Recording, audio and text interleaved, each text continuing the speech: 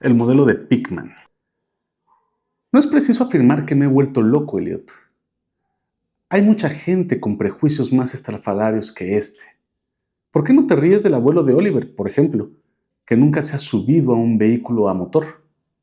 Si no puedo soportar ese maldito ferrocarril metropolitano, eso es cosa mía.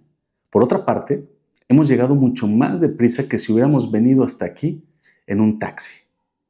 Si hubiésemos ido en el metro, habríamos tenido que subir a pie la colina de Park Street. Confieso que estoy más inquieto que el año pasado, cuando me viste, pero dudo que sea motivo suficiente como para que me recomiendes el manicomio. Bien sabe el Señor que tengo razones, más que de sobra, para estar conmovido, y creo que tengo mucha suerte por haber conservado la lucidez hasta este momento. ¿Por qué el tercer grado? Antes no eras tan cruel. Vale, si tienes que escucharlo, no veo motivo para que no lo hagas. A lo mejor hasta tienes derecho a saberlo, puesto que fuiste el único que me escribió, como si fueses un pariente enojado, cuando supiste que yo ya no iba por el Art Club y que me había distanciado de Pickman. Ahora que él ya no está, a veces me doy una vuelta por el club, pero mis nervios no son ya los de antaño. No, no tengo ni la más remota idea de qué ha sido de Pickman, y tampoco me gusta conjeturar. Pudiste sospechar que yo sabía algo importante cuando me alejé de él. Y por este motivo, me niego a pensar a dónde habrá ido. Dejemos que la policía investigue lo que pueda. No creo que pueda hacer mucho si tenemos en cuenta que sigue sin saberse nada sobre la casa que arrendó en el North End a nombre de un tal Peters. Tampoco estoy muy seguro de que yo mismo fuese capaz de volver a dar con ella. Ni siquiera de que tenga intención de ir a encontrarla, aunque sea a plena luz del día. Sí, creo que sé para qué la alquiló. Sobre esto sí que puedo hablarte. Así sabrás, mucho antes de que haya terminado, el motivo por el cual no acudo a la policía. Me obligarían a que los llevara allí, y lo cierto es que no podré volver a esa casa aunque me supiese el camino. Bueno, por eso mismo no puedo ir en metro, ni bajar a ningún sótano o bodega. Y esto también te provocará risa. Me figuré que tú podrías entender que mi desapego hacia Pickman no se debió a los mismos absurdos motivos que produjeron la misma reacción en hombres como el Dr. Reid o Joe Minot o Rosworth. El arte que se ocupa de lo enfermizo no me interesa para nada, pero cuando alguien está dotado del genio que tenía Pickman, para mí es un honor conocerlo. Al margen de los derroteros que tome su obra, Boston jamás ha tenido un pintor tan notable como Richard Upton Pickman. Yo lo dije desde el primer momento y sigo diciéndolo. También lo sostuve cuando presentó aquel vampiro alimentándose. Según recordarás, Minot dejó de saludarlo por culpa de esa. Para crear obras como las de Pickman hay que tener un profundo dominio del arte y una percepción no menos profunda del interior de la naturaleza. Cualquier ilustrador de portadas puede volcar sin ton ni son colores sobre un papel y anunciar que nos está brindando una pesadilla, un aquelarre o un retrato del diablo. Pero solo un gran artista puede alcanzar un resultado que nos impresione por su verosimilitud y que nos amedrente. Esto solo es posible porque un artista genuino puede reconocer la verdadera anatomía de lo terrible y la fisiología del miedo. Un artista así es el único que conoce la clase de líneas precisas que despiertan los instintos latentes o los recuerdos del miedo que hemos heredado. Es el único capaz de seguir los contrastes precisos de los colores y los efectos luminosos que incitan en su espectador el sentido adormecido de lo anormal. No tengo que explicarte por qué nos produce escalofríos, Fuseli. Mientras que la portada de una revista de fantasmas solo nos provoca hilaridad, hay algo que sí son capaces de captar esos seres excepcionales. Algo que se sitúa más allá de la vida y tiene la capacidad de transmitírnoslo, aunque sea de una manera fugaz. Es el don que distingue a Gustave Doré. También lo tienen Sidney Sim, Angarola de Chicago, y Pickman lo poseía en grado máximo, como nadie antes de él y como nadie lo tendrá de nuevo, ni aunque lo desee el mismísimo Señor. Es mejor que no sepas lo que ven esos hombres.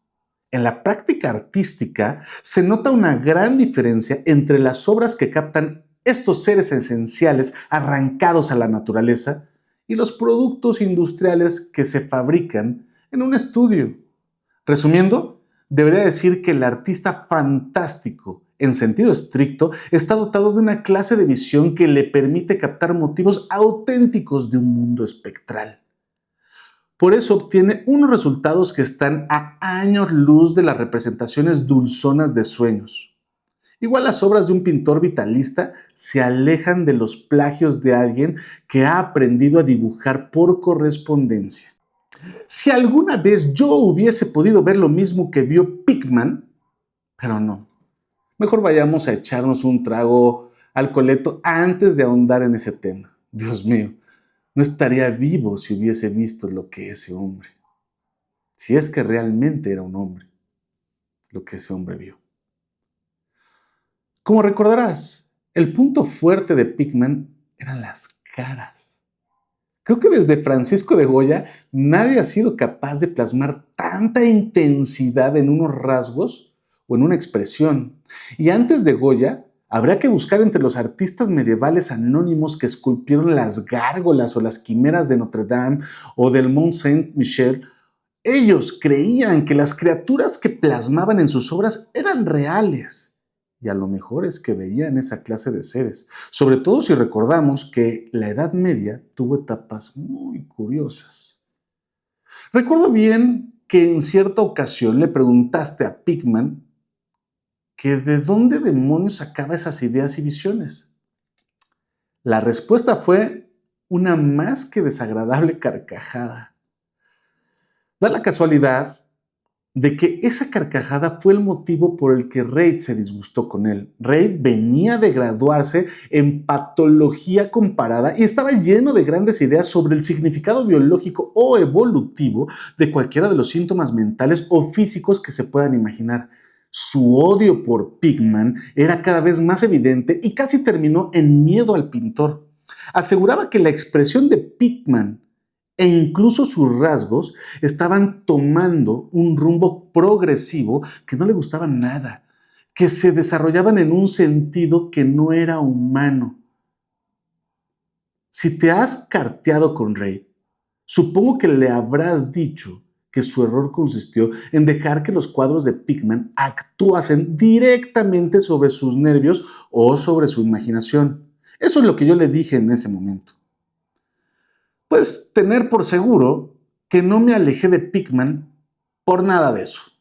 Por el contrario, mi admiración por el maestro fue en aumento, pues no cabía ninguna duda de que aquel vampiro alimentándose era una obra maestra. Ya sabes que el club se negó a exhibirlo y el Museo de Bellas Artes ni siquiera lo aceptó como donación. Tampoco quiso comprarlo nadie, así que el cuadro terminó olvidado en casa de Pickman hasta que él se fue. Ahora lo tiene su padre en la casa familiar de Salem. También sabes que Pickman procede de la antigua Salem. Uno de sus antepasados fue condenado a la hoguera en 1692, acusado de brujería. Me acostumbré a visitar a Pickman con cierta frecuencia, sobre todo después de que me pusiera a buscar material para preparar una monografía sobre el arte fantástico.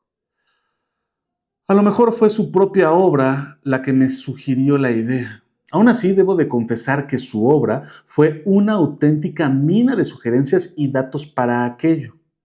Me dio acceso a todos sus trabajos, a todos los cuadros y dibujos que tenía, incluidos algunos bocetos hechos a tinta que habrían hecho que lo expulsasen de inmediato del club si llegaban a ser vistos por sus miembros. En poco tiempo me había transformado en una especie de adepto que se pasaba las horas muertas pendiente de unas teorías artísticas y unas especulaciones filosóficas tan descabelladas que, por sí mismas, habrían justificado que ingresasen a Pickman en el sanatorio psiquiátrico de Danvers. El pintor comenzó a hacerme confidencias. seguramente por mi admiración probada y porque casi toda la gente había comenzado a rehuirlo. Una tarde me dijo que si estuviese seguro de mi discreción y de mi entereza, me enseñaría algo diferente a lo que yo estaba acostumbrado a ver.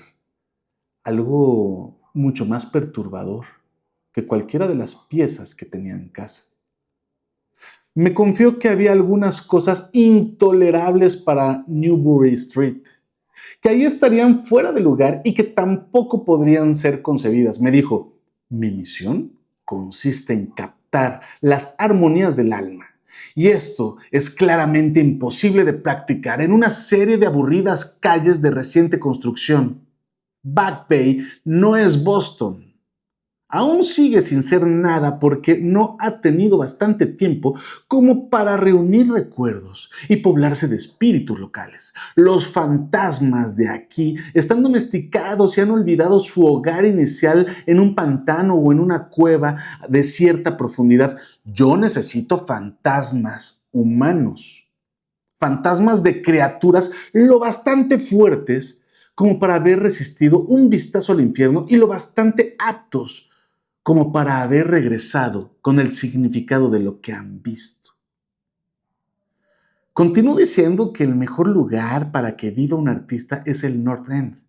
Dijo que si fuese coherente y sincero consigo mismo y con su obra, un artista solo viviría en los barrios pobres, pues es allí donde se acumulan las tradiciones. Esos lugares, además de haber sido construidos, se han desarrollado. En esos lugares han vivido generaciones y generaciones que han disfrutado de la vida y han muerto en épocas en que la gente se atrevía a vivir, sentir y morir. ¿Sabías que en 1632 existía un molino en Copp's Hill? Y que la mitad de las calles actuales se trazaron ya en 1650? Puedo mostrarte edificios que se mantienen en pie desde hace ya más de 250 años, siglos. Casas que han soportado cosas que harían derrumbarse a los edificios modernos. ¿Qué sabe la gente de hoy sobre la vida y las fuerzas que las mueven? Hoy le llamas fantasías a la brujería de Salem, pero mi retatatarabuela podría haber usado otras palabras. La ahorcaron en Gallow Hill, bajo la atenta mirada santurrona de Cotton Mather. El maldito Mather estaba siempre obsesionado con que alguien consiguiera fugarse de aquella diabólica cárcel de monotonía. Lástima que no le echasen un encantamiento o que le chupasen toda la sangre durante la noche. Puedo mostrarte uno de los lugares donde vivió, continuó Pickman. Y puedo llevarte a otra casa a la que no se atrevía a entrar a pesar de sus bravuconadas. Sabía cosas que no quiso escribir en aquel aburrido Magnalia, ni en el infantil Maravillas del Mundo Invisible. Por cierto, ¿sabías que en cierta época todo el North End estaba honrado por una red de túneles que permitía a ciertas personas ir a ciertas casas, al cementerio y al mar? Si estudiamos 10 casas construidas antes de 1700, estoy seguro de que en 8 de ellas puedo enseñarte algo raro en la cava. No hay mes en que no leamos en los periódicos que un grupo de albañiles ha dado con pasadizos subterráneos que no conducen a ninguna parte. Hace poco encontraron uno en Henchman Street. Había brujas y la invocación de sus hechizos, contrabandistas, piratas y lo que recogían del mar. Te aseguro que en otras épocas la gente sabía cómo vivir y cómo hacer para ampliar los límites de la vida. Por cierto, que no era este el único mundo que podía conocer un hombre imaginativo y valeroso. Y pensar que hoy, sin embargo, las mentes están tan embotadas que hasta un club de supuestos artistas tiembla y se escandaliza si una pintura transpone los sentidos que pudo experimentar un feriante de Bacon Street. Afirmaba el pintor que el presente solo se salva por su propia estupidez, ya que lo incapacita para interrogar al pasado. ¿Qué nos cuentan en realidad los mapas, los archivos y las guías sobre North End?, me dijo. Puedo llevarte a 30 o 40 callejuelas situadas al norte de Prince Street, cuya existencia no conocen ni siquiera 10 personas, salvo los forasteros que viven en ellas. ¿Y qué sabe de su naturaleza esos hombres modernos? Nada, nada, Thorberg. Porque esos antiguos lugares están llenos de horror, de maravillas y de puertas que permiten acceder a mundos distintos de los vulgares. Sin embargo, no existe nadie que sepa comprenderlos o sacarles el provecho necesario. Dicho con otras palabras, hay una sola alma capaz. ¿O crees que he estado estudiando el pasado en vano? Por lo que veo, me decía, te interesa este tipo de cosas. Bueno, ¿qué me dirías si te confío que tengo otro estudio por esa zona, donde puedo captar el espíritu sombrío de horrores pasados y pintar cosas que de otra forma nunca se me habrían venido a la imaginación en Newbury Street? Claro que no haría esta revelación a los idiotas mojigatos del club, empezando por Raid, el maldito. Siempre cuchicheando como si yo fuese una especie de bicho monstruoso. Thorberg, ¿puedes creerme si te digo que hace mucho tiempo que decidí pintar el terror de la vida? Igual que se pinta su belleza, así que llevé a cabo algunas investigaciones en lugares sobre los que tenía motivos fundados para saber que allí habitaba el terror. Hallé un sitio, murmuró Pickman, que solo han visto 3 hombres nórdicos aún vivos aparte de mí mismo. No está muy lejos del metro, pero está a siglos de él por lo que se refiere a espíritu. Decidí alquilarlo, por el extraño pozo con paredes de ladrillo que tiene en el sótano. El edificio está casi en ruinas, así que a nadie se le ocurriría irse allí a vivir. Me da vergüenza contarte lo que pago por él. He cegado las ventanas porque no necesito luz natural para mi trabajo. He instalado el taller en el sótano, que es el sitio donde la inspiración es más intensa. Pero también tengo más habitaciones amuebladas en la parte baja. El edificio es de un siciliano y he usado el nombre de Peters para arrendárselo. Pickman terminó diciéndome, si quieres, te llevaré esta noche. Estoy seguro de que los cuadros te encantarán porque contienen lo mejor de mí. No tendremos que caminar mucho. Siempre voy a pie para no llamar la atención con un taxi en un lugar como ese. Tomaremos el metro a South Station e iremos hasta Baker Street. Luego hay un pequeño trecho y nos plantaremos allí. Como comprenderás, Elliot, después de ese discursito, habré acompañado a Pickman hasta el infierno. Tomamos el metro de South Station y sobre las 12 ya estábamos en Baker Street, caminando a lo largo del muelle.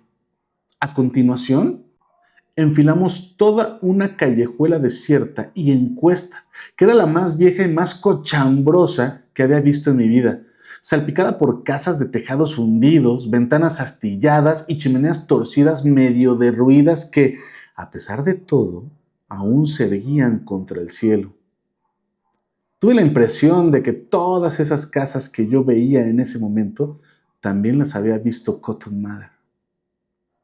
Al llegar a una esquina mal iluminada, giramos a la izquierda y nos metimos en un callejón mucho más estrecho y silencioso, pero esta vez sin ninguna luz. De pronto nos detuvimos y Pickman se sacó de algún lugar de sus ropas una linterna con la que proyectó un haz de luz que iluminó una puerta antediluviana de madera tan podrida que parecía imposible que se mantuviese todavía en pie.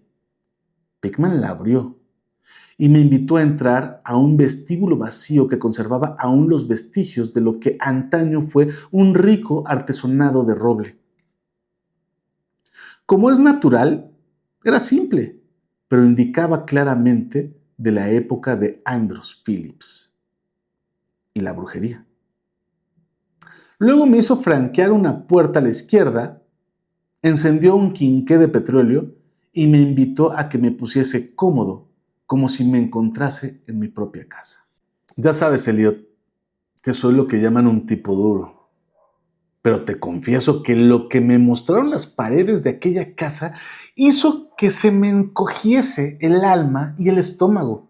Eran los cuadros de Pickman, los que no podía pintar y mucho menos exhibir en la New Brewer Street. ¿Y qué puedo decirte? Será mejor que nos tomemos otro trago porque lo necesito. Comprenderás que es inútil que intente describirte esos lienzos. ¿Cómo se puede describir el horror más terrible y herético, la más pestilente putrefacción moral con unas simples pinceladas de color trazadas sobre una tela? Esas obras carecían de la técnica sofisticada que se ve en Sidney Sim. O bien, los paisajes o la vegetación cósmica que emplea Clark Ashton Smith para infundir el terror. En general, los contornos recogían los rasgos borrosos de antiguos cementerios. Bosques tenebrosos, rocas colindantes con el mar, túneles de ladrillo, viejas habitaciones artesonadas o sencillas criptas de mampostería. El escenario favorito era el cementerio de Copp's Hill, que seguramente no estaba muy lejos de donde nos hallábamos. La locura y la deformidad eran el rasgo principal de las figuras en primer plano porque, como ya sabes, en la pintura de Pickman predominan un tipo de retrato satánico. Las figuras no eran del todo humanas, sino que trataban de acercarse a distintos grados de lo humano. La mayoría de las criaturas, a duras penas, bípedos, mostraban un aire canino. Me parece estar viéndolos. Sus ocupaciones, no me pidas que sea preciso. En general estaban alimentándose.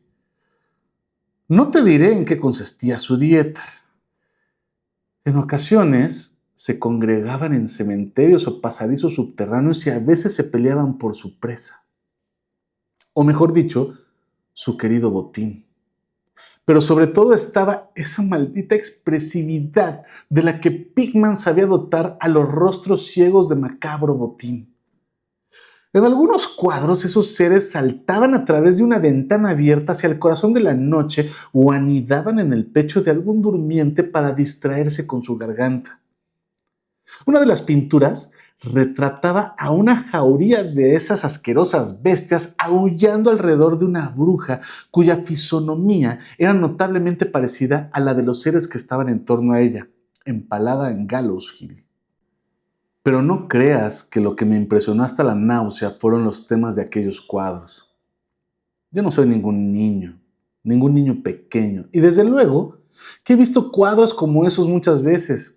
Fueron las caras, Elliot, unas caras que parecían escapar de la tela como si las moviese un hálito vital. Ahora mismo podría jurarte que estaban vivas. Ponme otra copa, Elliot.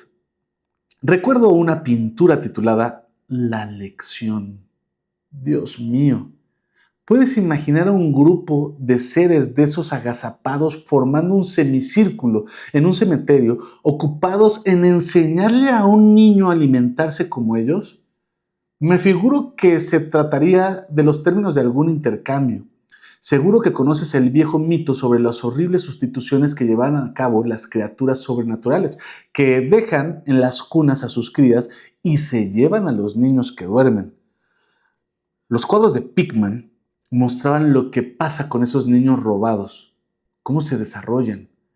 Y a partir de ese momento empecé a notar un horrible parecido entre los rostros de las figuras humanas y las no humanas. Pickman se dedicaba fundamentalmente a establecer con todo grado posible de morbosidad un siniestro vínculo evolutivo entre lo cabalmente humano y lo depravadamente inhumano. El origen de aquellas criaturas caninas eran los propios seres humanos. Se me pasó por la cabeza la incógnita de qué es lo que ocurriría con las crías que dejaban en las cunas a modo de intercambio. Entonces un cuadro me apareció de pronto ante mis ojos y me dio la respuesta. La tela representaba el interior de una casa puritana decorada con mobiliario del siglo XVII. Y una reunión familiar en torno al padre que leía las escrituras. Todos los rostros, menos uno, transmitían integridad y solemnidad. El que era distinto exhalaba la burla más repugnante. Era un joven, por lo que se podía deducir, hijo de aquel piadoso padre.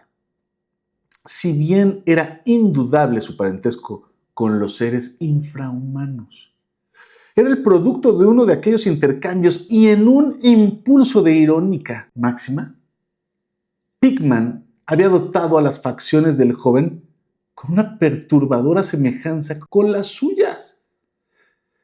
Entretanto, Pickman había dejado encendida una de las lámparas en la habitación de al lado y me invitó a pasar para enseñarme sus últimos estudios. Todavía no había abierto la boca para comunicarle mis impresiones sobre lo que había visto, porque el terror y la emoción me habían dejado mudo. Sin embargo, él notó mi estado anímico y eso le halagó.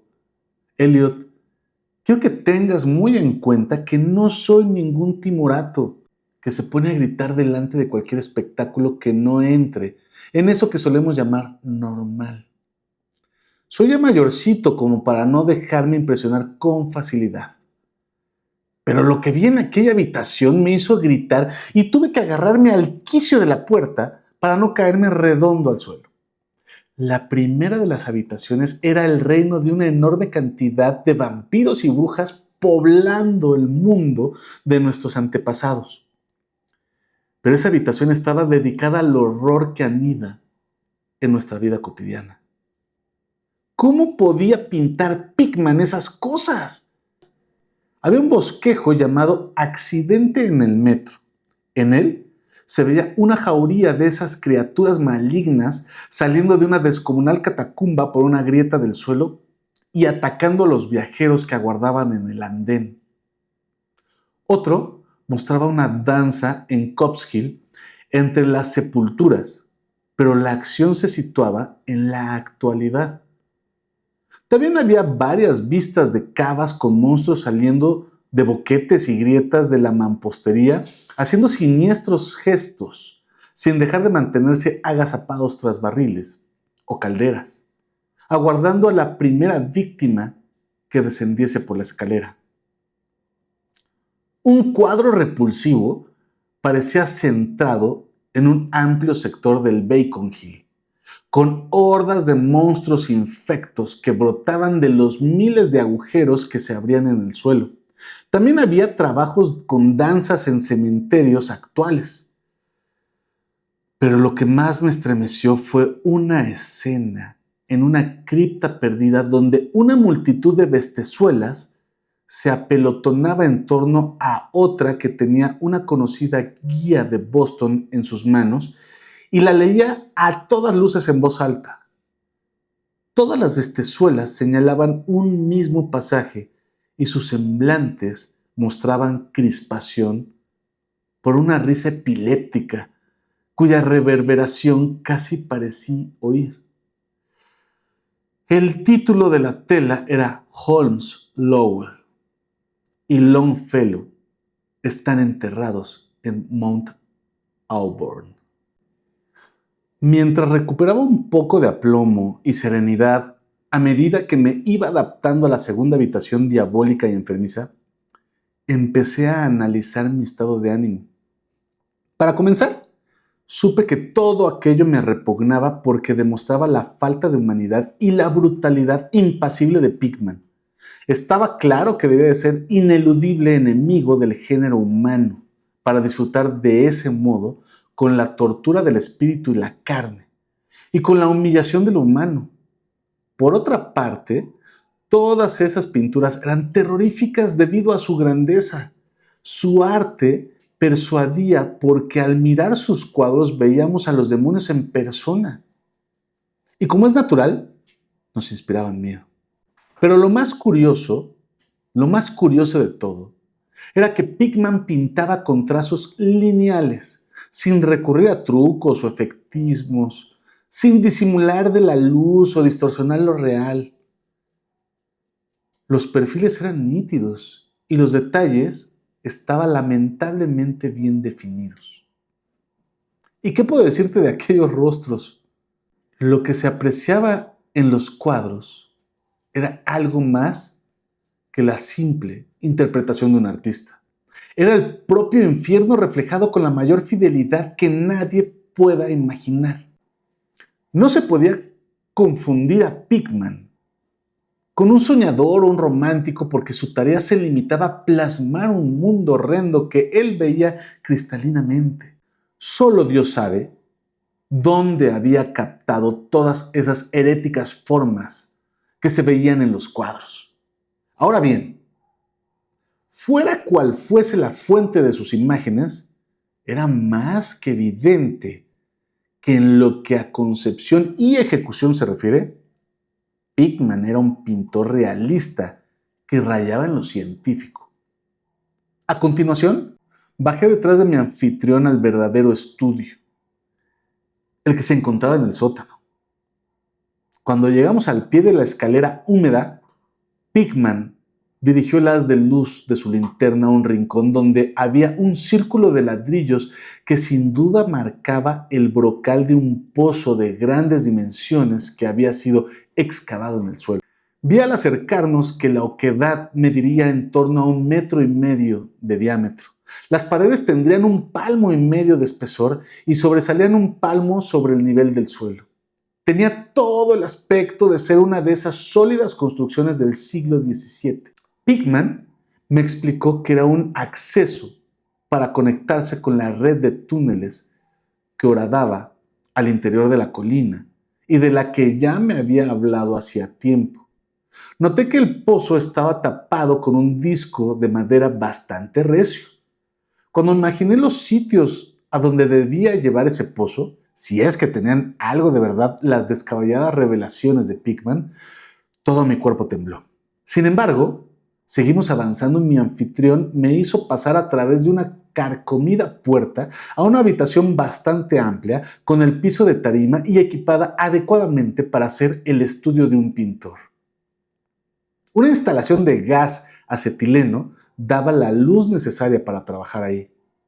Los cuadros inacabados, colocados sobre cabelletes o sencillamente apoyados contra la pared, provocaban el mismo terror que los que había visto arriba y daban una vez más fe de la meticulosidad característica del artista. El esbozo de las escenas era muy cuidadoso y las líneas al lápiz mostraban con qué cuidado trataba Pickman de lograr la perspectiva y las proporciones exactas. Era un gran pintor y pese a todo lo que sé, puedo seguir diciéndolo ahora. Me llamó la atención una gran cámara fotográfica que se hallaba sobre una mesa. Pickman me explicó que la utilizaba para fotografiar paisajes que luego pasaban a formar el fondo de sus obras. Con este método se ahorraba tener que cargar con todos sus bártulos de aquí para allá hasta dar con el paisaje adecuado. Según él, una fotografía era tan buena como paisaje o modelo real y por eso recurría habitualmente a ellas. Había algo estremecedor en los repulsivos bocetos y en las monstruosidades sin terminar que se acurrucaban en cada rincón del estudio. Pero cuando de repente Pickman descubrió una enorme tela puesta sobre un caballete, no pude reprimir un nuevo grito de horror. El segundo de aquella noche. Sus ecos reverberaron en todas y cada una de las oscuras bóvedas de aquella húmeda y salina bodega, y tuve que hacer un gran esfuerzo para contenerme y no prorrumpir en carcajadas histéricas. Dios mío, a día de hoy sigo sin saber hasta qué punto me hallaba delante de una realidad o de una fantasía. El cuadro retrataba un gigantesco e indescriptible monstruo de ojos llameantes y enrojecidos. Sostenía con sus garras afiladas algo que había sido un hombre. Mordisqueaba su cabeza con el mismo deleite con que un niño roe una golosina. Estaba en cuclillas. Cuando lo mirabas, tenías la atroz sensación de que en cualquier momento podía dejar su presa para saltar en busca de otra golosina más sólida. Pese a todo, Lo que causaba una sensación de frío terror no era su rostro canino de orejas puntiagudas, tampoco sus ojos sanguinolentos, ni la nariz deforme, ni sus fauces de las cuales chorreaba una baba rosácea, ni las garras con escamas, ni la asquerosa pelambrera que le cubría el corpachón, ni los pies casi ungulados. Aunque es verdad que cualquiera de esas características por sí solas podrían haber aterrado a un hombre que fuese natural e impresionable. Elliot, lo que aturdía era su técnica, esa maldita, implacable y deshumanizada técnica. Hasta esa noche jamás había podido ver sobre un lienzo el ímpetu vital de una manera tan limpia, tan impiamente real. El monstruo estaba delante de nosotros, miraba con ferocidad y roía con fruición, y supe que tan solo un cortísimo paréntesis en la vigencia de las leyes de la naturaleza había permitido que un hombre pintase una cosa semejante a aquella sin tener un modelo y sin haber estado en ese mundo infrahumano que ningún mortal ha logrado ver sin haberle vendido su alma al diablo. Pegado sin ningún cuidado a una parte del lienzo, aún sin pintar, se veía un trozo de papel muy arrugado. Al principio, creí que sería una de las fotografías que Pickman utilizaba para dibujar algún fondo tan horrendo como el motivo central del cuadro. Cuando iba a aislarlo, para observarlo con más atención, Pickman se sobresaltó. De repente se sobresaltó y con gran violencia. Me di cuenta que desde que mi grito provocó unos ecos imprevistos en aquel lóbrego sótano, mi anfitrión había actuado como si prestase mucha atención a cualquier posible ruido de respuesta. Ahora él también parecía presa del pánico. Aunque a diferencia del que yo sentía, el suyo parecía más físico que espiritual. Se sacó un revólver del bolsillo y me recomendó mediante una seña que mantuviese mi boca en silencio. Avanzó hacia el interior del sótano, cerró la puerta y me dejó a solas en aquel estudio. Sentí que se apoderaba de mí la parálisis. Aguzé el oído y me pareció percibir un débil sonido en alguna parte. Era como si alguien se deslizase por el suelo. Después vinieron muchos chillidos agudos y varios golpes fuertes en una dirección que no fui capaz de determinar. Mi imaginación alterada creó la imagen de ratas gigantescas. Un nuevo ruido logró ponerme la carne de gallina. Era el estrépito de una madera muy pesada al caer sobre una piedra o ladrillo. Madera sobre ladrillo. Esa combinación no me resultaba del todo ajena.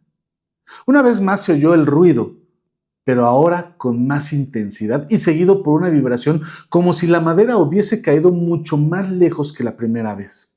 Aún reverberaban las vibraciones cuando sonaron, uno seguido de otro, 6 disparos de revólver. Disparados de un modo especial, como cuando un domador de leones está deseoso de impresionar a su público. Momentos después, la puerta se abrió y Pickman entró con su arma todavía humeante y maldiciendo a las ratas que pululaban por el viejo pozo. «El diablo sabe lo que comerán allí, Thorber», gruñó con sarcasmo. «Esos túneles tan antiguos comunican con cementerios, antros de bruja y con el mar. Lo más seguro es que tus gritos las haya excitado. Al fin y al cabo, no hay que quejarse demasiado. Le dan un poco más de atmósfera y color al ambiente. ¿No te parece?» Así terminó la aventura de aquella noche. La promesa de Pickman de mostrarme el lugar se había cumplido debidamente. Abandonamos aquel dédalo de callejuelas siguiendo otra dirección porque enseguida me encontré en la muy familiar Charter Street. Aunque estaba muy nervioso como para reconocer la forma en que habíamos llegado hasta allí, era demasiado tarde para tomar el metro, así que volvimos a pie por Hanover Street. Recuerdo perfectamente la caminata, giramos en Tremont y después de subir a Bacon, llegamos hasta la esquina de Joy, donde Pigman me abandonó. Desde entonces no volví a verlo. ¿Que por qué dejé de ver a Pigman? No seas impaciente y deja que pida otro poco de café. No, no fue por los cuadros que vi en ese sitio. Aunque es cierto que habrían sido motivo más que suficiente para que a Pigman le hubiesen negado el acceso a 9 de cada 10 hogares en Boston. Espero que ahora comprendas el porqué de mi fobia a bajar por los túneles del metro o a los sótanos. Me aparté de él por algo que encontré en uno de los bolsillos de mi abrigo a la mañana siguiente. Sí, era el papel arrugado que estaba prendido al horrendo lienzo del sótano.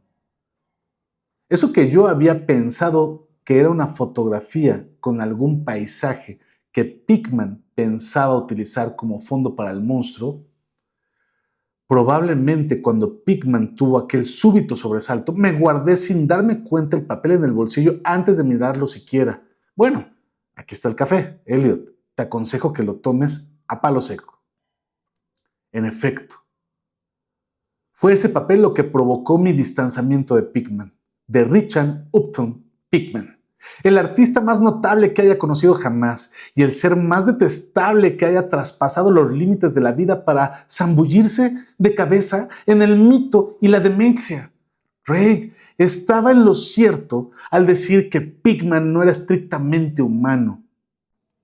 No me pidas que te explique o que haga conjeturas sobre aquel papel que quemé.